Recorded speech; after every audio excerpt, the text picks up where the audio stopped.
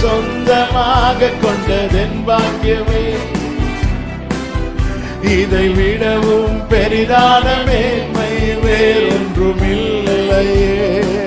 இயேசுவே, என் இயேசுவே, உம்மை சொந்தமாக கொண்டதென் என் பாக்கியமே.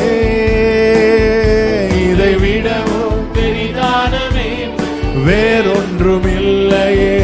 புது கிருபைகள் புது கிருபைகள் தினம் தினம் தந்து என்னை நடத்தி செல்பவரே, அனுதினமும் உம் கரம் நீட்டி என்னை ஆசீர்வதிப்பவரே.